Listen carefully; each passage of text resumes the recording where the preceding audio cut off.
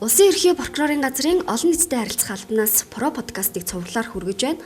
Подкастаараа дамжуулан танд хууль эрх зүйн мэдээллийг хүргэж байна.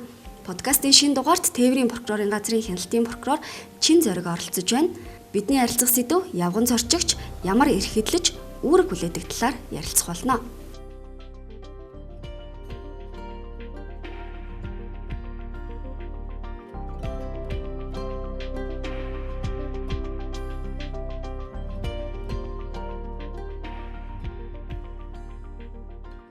За танд энэ өдрийн мэндийг хүргэе. За сайн байна уу? Юуны өмнө Про подкаст сонсогч нартай энэ өдрийн мэндийг хүргэе. Бидний ярилцах сэдэв энгийн хүмүүст маш их хэрэгтэй, мэддэг мөртлөөсөө мэдүүштэй юм подкаст болох болов гэж бодож байна. За 2020 онд Тээврийн прокурорын газраас явган зорчигчтой холбоотой томоохон судалгаа хийсэн. За судалгаанаас харахад замын хөдөлгөөний аюулгүй байдлын тухай хууль зөрчиг зөрчлийн дийлэнх буюу 50% нь яг явган зорчигчийн буруутай үйл ажиллагаанаас болсон гэсэн тийм дүгнэлт байсан л та. Тэгэхээр хүмүүс зөвхөн жолоочийг ер нь зам тээврийн осол гаргаад байна гэж боддог боловч үнэн хэрэгтээ бол явган зорчигч бас буруутай байх нь энэ судалгаанаас бас харагдаж байна шүү дээ, тийм ээ. Энэ талаар та мэдээлэл өгвөл. За юуны өмнө Тээврийн прокурорын газар ямар одоо эрх үүрэгтэйгээр хэргийн шийдвэрлэх ажиллагаанд оролцох талаар хэлье. За Тээврийн прокурорын газар нийслэлийн төвийн 6 дүүргийн нутаг дэвсгэрт гарсан зам тээврийн осол хэрэгт бол хяналт тавь ажиллаж байна. За мөн улсын ерхий прокурорын газраас харайл тогтоосон эргүүдэд бол хяналт тавь ажиллаж байна. За үүнтэй холбоотойгоор Тээврийн прокурорын газар Тээврийн цагдаатай хамтран за нийслэл Улаанбаатар хотод 2015-аас 20 оны эхний 9 сарын байдлаар үлдэгдсэн зам тээврийн осол хэрэг гарах болсон шалтгаан нөхцөл түүн нөлөөлсөн хүчин зүйлүүдийн талаар судалгаа хийсэн. Судалгааны дүнгээс харахад 2015-аас 20 оны 9 сарын байдлаар нийт 13,000 орчим зам тээврийн осол хэрэг бүтгэгдснээс за 12,000 орчим явган зорчигч зам тээврийн осолд холбогдож за 480 орчим хүн амь насаа алдсан. За мөн 12,300 орчим хүн эрүүл мэндээр охирсон ийм тоон үзүүлэлт гарч байна. За дээрх тоон үзүүлэлтээс харахад Улаанбаатар хотод 1 жил дунджаар зам тээврийн ослын улмаас 80 орчим явган зорчигч амь насаа алдаж 2,300 орчим хүн эрүүл мэндээр охирсон ийм харамсалтай тоо мэдээ гарсан. За Улаанбаатар хотод явган зорчиг тээврийн эсэлд мөрөгдсөн осол хэргийн шалтгаан нөхцөлийг судлан үзэхэд судалгаанд хамрагдсан хэргийн 55 орчим хувь нь бол явган зорчигчийн буруутай үйлдэлээс за 46 орчим хувь нь тээврийн хэрэгсэл жолоочийн буруутай үйлдэлээс тоо мэдээ бол гарч байна. За явган зорчигчийн гаргаж байгаа зөрчлийг бол за нийтлэг байдлаар нь авч үзвэл за явган зорчигч маань явган үнийг гарц гарамгүй үсгээр зам хөндлөн гарснаас нийт ослын 30 орчим хувь нь бол гарсан. За замын тэмдэглэгээ болон гэрэлтүүлэг бүрэн бус тээврийн хэрэгсэл гэсэн байдлууд бусад хувийг бол эзэлж гин гэж үзэж байгаа. Иргэд ойлгохтой бол зам тээврийн ослыг жолоочийн буруутай үйл ажиллагаанаас бол гарж ийн гэж бол ойлгогдоод байгаа. Гэтэл дээрх тоон мэдээнээс одоо хараад үзэх юм бол ослын дийлэнх хувийг бол явган зорчигчийн буруутай үйлдэлийн улмаас бол гарч ийн гэсэн дүгнэлтэнд хүрсэн. Явган зорчигчид за замаар хөндлөн гарахтаа ч юм уу өөрийгөө давуу эрхтэй гэж их ойлгодог. Гэхдээ яг хууль дүрм журамдаа явган зорчигч юу ямар эрх хэдэлдэг юм бэ? Монгол Улсын замын хөдөлгөөний дүрмд зааснаар явган зорчигчийн одоо давуу эрх маань бол өөрийнхөө зөвшөөрсөн гэрэл тохиогоор л давуу эрхтэй оролцсон. За бусад тохиолдолд осол хэрэг үүсэхгүй тулд одоо анхаарал болгоомжтой замын хөдөлгөөнд оролцохоор бол үүргэжүүлж өгсөн байдаг. Тэгэхээр явган хүний гарц үе гэрэл тохиогоо гарцаар гарахтаа л явган зорчигч маань давуу эрхтэй, бусад тохиолдолд бол осол одоо үүсэхгүй байх нөхцөлийг бүрдүүлсэний хүрээнд замын хөдөлгөөнд оролцох ёстой байна. За яг нөгөө дүрм журам дээр жолоочд маш олон үүрэгүүд байдаг шүү дээ. Замын хөдөлгөөнд оролцохдоо ингэх ёстой, тэгэх ёстой гэд. Харин тэгвэл зорчигчд тий явган зорчигчд ер нь ямар одоо үүрэг хүлээдэг юм бэ? За Монгол Улсын замын хөдөлгөөний дүрм зааснаар явган зорчигч нар нь бол дараах нийтлэг үүргийг хүлээдэг байгаа. За нэгдүгээрт бол явган зорчигч маань явган хүний замаар за тийм зам байхгүй бол зорчих хэсгийн хөвөөгөөр одоо явах үүрэгтэй байгаа. За мөн одоо харанхуй болон гэрэлтүүлэггүй замд үзэгдэл хангалтгүй нөхцөл бол аль болох тод өнгийн хувцсыг сонгож тээврийн хэрэгслийн жолоочд харагдах боломжтой нөхцөлийг бүрдүүлээ одоо юм явах бас үүргийг хүлээдэг. Бага насны буюу явган зорчигч 10 хүртэлх насны хүүхдийг бол замын хөдөлгөөнд оролцуулахдаа явган зорчигч маань бол гараас нь хөтлөж одоо өөрийнхөө биеэ салахгүй байхаар энэ үүргийг бол хүлээдэг. За мөн одоо явган зорчигч гарц буюу гармаар л зам хөндлөн гарах хэрэгтэй. За хэрэг үзэгдэх хүрээнд явган хүний гарц гаран байхгүй тохиолдолд замын хоёр тишээ сайн харж агаад хайс болон хашлаггүй хэсгээр замыг одоо их цөндлөн гарах ийм үүрэгтэй байгаа. Явган зорчигч замын айлч хэсэгт болвол гэрлэн дохой дууд тухай ажиллуулсан одоо тээврийн хэрэгсэл зам тавьж өгөх үүрэгтэй. За мөн түүгээр хамгаалуулж байгаа тээврийн хэрэгслүүдийг өнгөрүүлсний дараагаар замын хөдөлгөөнөө үргэлжлүүлэх ийм үүрэгтэй байгаа. За мөн замын хөдөлгөөнд оролцогчид дараах зүйлийг бол хоригддог.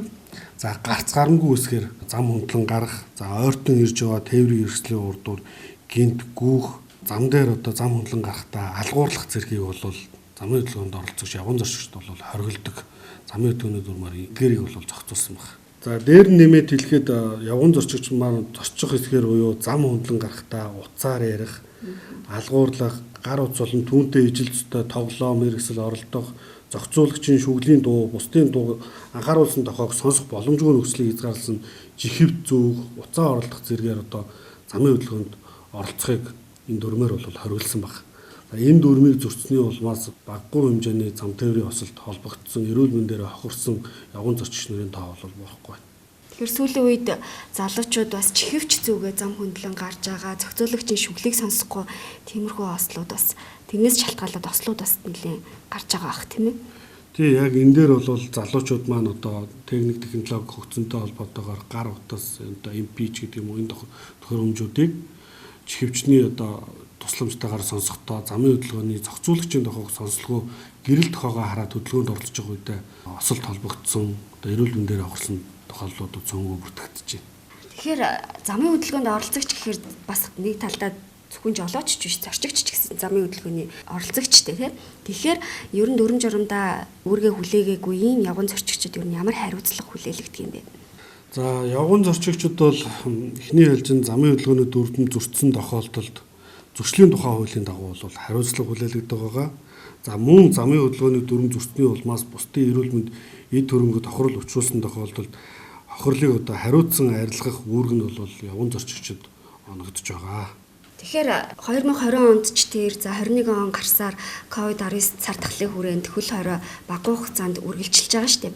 Энэ үед ер нь замын хөдөлгөөний нөхцөл байдал ямар байсан бэ? Гэмтэргийн зөрчлийн гаралт ер нь ямар байгаа вэ?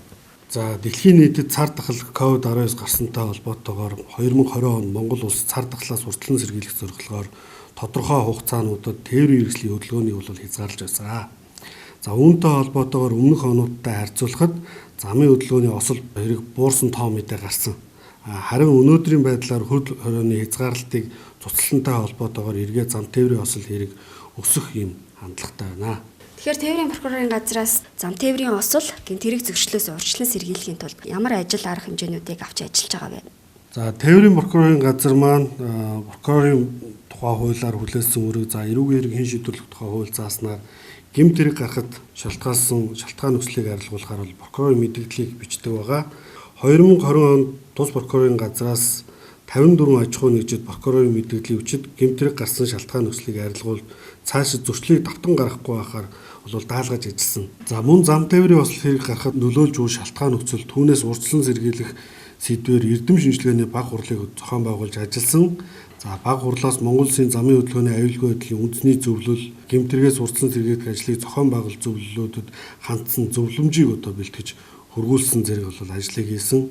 Мөн зам тээврийн осол хэрэгт явган зорчигч өртөж хохирч байгаа байдлуудыг судлан түүнээс урьдчилан сэргийлэх ажлыг төлөвлөн хэрэгжүүлэх зорилгоор тус прокурорын газар нь за цагдаагийн ерхий газрын тээврийн цагдаагийн албатай хамтран 2019 онд Улаанбаатар хотод явган зорчиг тээврийн хэсэлд мөрөгдсөн зам тээврийн осол хэргийн нөхцөл байдалд судалгаа хийж түүгээр эмгтгэл ном гарган холбогдох байгууллагуудад бол хөргүүлж ажилласан байгаа.